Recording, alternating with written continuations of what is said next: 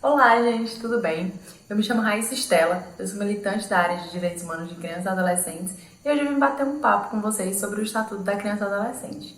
Não pude ainda estar em um dos eventos presenciais dessa turma, que vai formar o diagnóstico no nosso município amado Crato, mas agora, nesse tempo de pandemia, nesse tempo de crise, a gente está se reinventando e apesar de todo o contexto, de tudo que a gente vai enfrentar nesses novos desafios, eu espero que vocês contem comigo para tirar dúvida. Eu vou disponibilizar, ao final de tudo, os meus contatos. Fico à disposição de vocês para tirar qualquer dúvida que tenha ficado. Então, dando início à nossa discussão, um assunto que é bem importante, que talvez muita gente ache que é bobagem, a questão das nomenclaturas criança e adolescente. O Brasil é um dos poucos países que adotará a nomenclatura adolescente, talvez porque a gente não consiga garantir os direitos básicos e fundamentais ainda para esse público. Criança é uma pessoa que se compreende de 0 a 12 anos incompletos, enquanto o adolescente de 12 a 18 anos.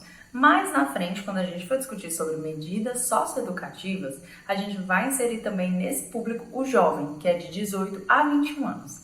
Agora que a gente já entendeu sobre a nomenclatura, a gente vai falar um pouco sobre as conquistas que o Estatuto da Criança e Adolescente trouxe para a gente inicialmente.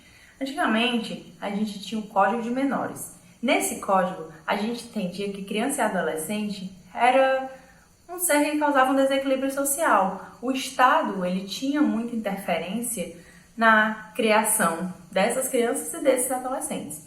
Hoje, o princípio básico que o Estatuto da Criança e Adolescente trouxe é o princípio da proteção integral, que compreende que é dever da família, da sociedade e do Estado garantir os direitos básicos da criança, que é o direito à vida, à educação, à profissionalização, que mais na frente eu vou descrever para vocês essa legislação bem descrita, para que vocês entendam melhor quais são os direitos fundamentais de proteção básica.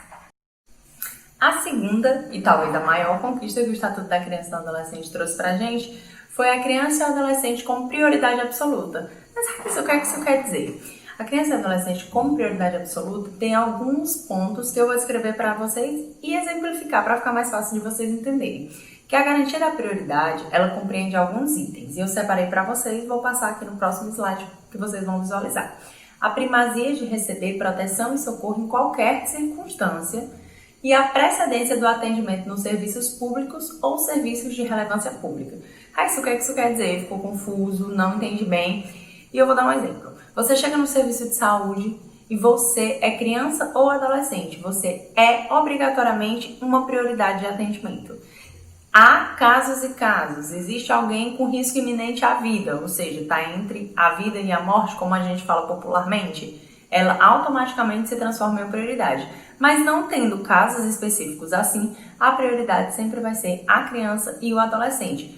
Por quê? Porque outra conquista que o Estatuto nos trouxe foi compreender esse público como pessoas em desenvolvimento, ou seja, a gente tem uma importância maior a esse público exatamente por entender que eles estão se desenvolvendo naquele período que a gente precisa ter uma atenção redobrada.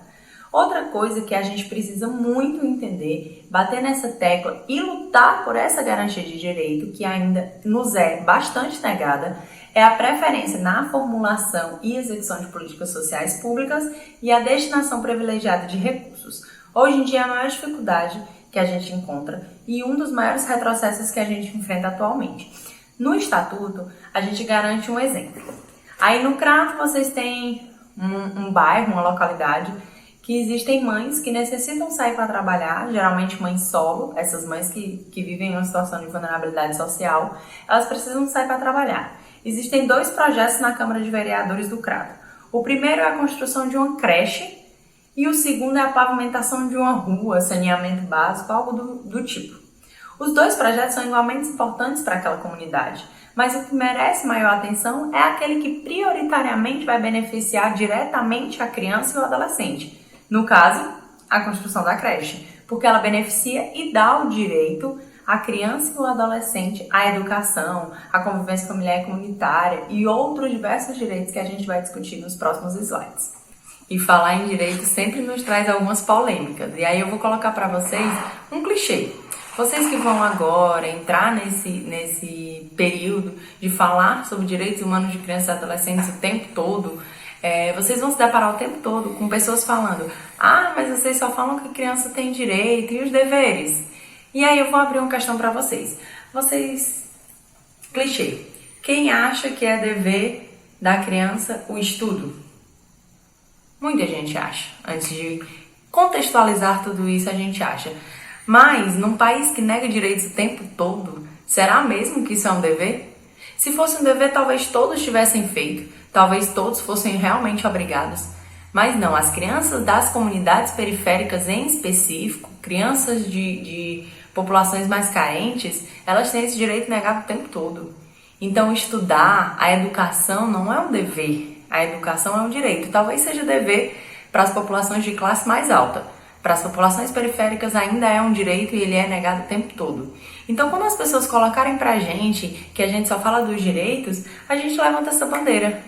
Dever para quem, não é mesmo? Então, agora eu vou especificar alguns dos direitos e alguns dos pontos bastante importantes e bastante comentados pela gente, que vocês ainda vão ouvir bastante, e eu vou tentar esmiuçar um pouco cada um deles para que fique mais simples o entendimento dos próximos temas. A gente precisa realmente fazer essa introdução para que vocês entrem no próximo tema tendo essa consciência mais firme e de maneira mais clara, certo? Dentro da política básica, que são os direitos fundamentais de crianças e adolescentes, a gente conta com os artigos 15, 16, 17 e 18, que tratam muito sobre os direitos fundamentais. São eles a liberdade, o respeito, a dignidade. E aí a gente traz as definições de liberdade, que é o direito de ir e vir, que está inclusive na Constituição Federal, mas na situação, especificamente no Estatuto da Criança e do Adolescente, ele traz algum detalhamento sobre como é esse direito de ir e vir. Para você ver, a gente precisa especificar para que as pessoas não violentem as nossas crianças e adolescentes. E aí ele traz como são esses direitos de liberdade, além do direito de ir e vir. É a opinião e a expressão, a crença e o culto religioso, brincar, praticar esporte, divertir-se, participar da vida familiar e comunitária sem discriminação, participar da vida política na forma da lei. Ou seja, quando ele fala na forma da lei, a participação política é um direito de todo adolescente, no caso, criança não. A partir de 16 anos o voto é opcional, é um exemplo de participação política. Hoje a gente conquistou diversos espaços, a gente inclusive tem um adolescente, Felipe Caetano, vocês vão ter uma aula com ele, que ele é excepcional nesse movimento de conquista da participação de crianças e adolescentes nos espaços de discussão. Espaço de discussão é espaço político, então é um direito à participação, é um direito à liberdade de expressão. Então essa conquista é muito importante. A outra, buscar refúgio, auxílio e orientação. Numa necessidade, numa situação que você necessite, é um direito de liberdade da criança e do adolescente buscar esse refúgio, esse auxílio e essa orientação. No artigo 17, a gente trata sobre o direito ao respeito, que consiste na inviolabilidade da integridade física, psíquica e moral da criança e do adolescente, abrangendo preservação da imagem, coisa que não acontece hoje. Com esses diversos noticiários e documentários, a gente passou a expor nossas crianças e adolescentes e isso é ilegítimo, não pode ser feito. A gente fala sobre preservação de imagem nesse artigo e é importantíssimo que a gente realmente cobre dos responsáveis essa violação da lei.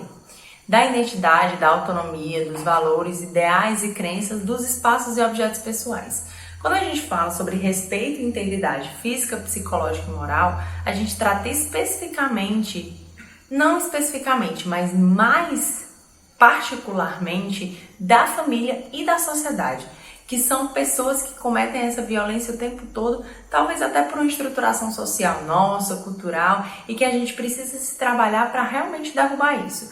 Que acredita-se que a criança é um ser que não tem alguns direitos que são previstos, inclusive, na legislação, que são o direito ao respeito, o direito à liberdade, o direito à dignidade e a convivência familiar e comunitária, que é muito importante no processo de desenvolvimento dessa criança.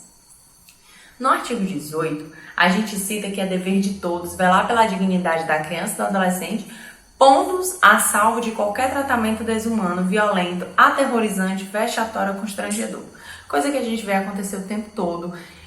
Foi muito mal interpretado lá atrás, no No auge daquela lei da palmada, a gente foi muito contestado, mas hoje a gente tem uma compreensão melhor de como essa violência, talvez pelo avanço das mídias sociais, o avanço das discussões políticas acerca desses temas, talvez nos tenha ajudado a chegar nesse momento de compreensão maior, mas a gente ainda tem muito que avançar. E aí no artigo 18, item A, a gente fala que a criança ou adolescente tem o direito de ser educada e cuidado sem o uso de castigo físico ou de tratamento cruel ou degradante, como forma de correção, disciplina, educação ou qualquer outro pretexto pelos pais, pelos integrantes da família ampliada, pelos responsáveis, agentes públicos executores de medidas socioeducativas ou por qualquer pessoa encarregada de cuidar deles, tratá-los, educá-los ou protegê-los. Quando a gente fala sobre família ampliada, é uma situação que hoje em dia a gente vive bastante. Hoje em dia a gente vive numa sociedade muito próxima, apesar desse distanciamento, a gente tem famílias ampliadas o tempo todo, que são pessoas que estão próximas, pessoas do convívio daquela criança, daquele adolescente, e é importante que essa família ampliada também esteja junto, porque além de, enquanto sociedade, não se omitir, ela também é considerada família.